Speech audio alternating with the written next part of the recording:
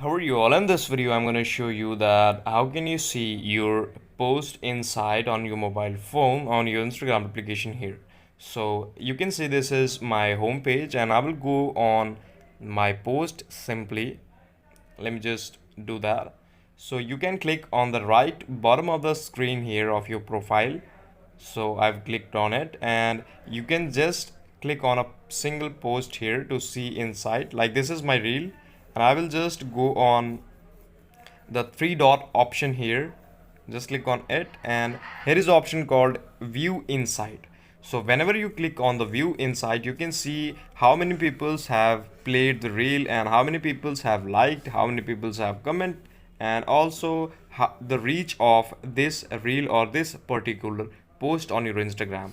So there is a lot of option to boost them. That is another topic, but this is how you can see insight on your Instagram post. So this is the video. Thank you so much for watching it. Please subscribe the channel if you liked. We will meet again.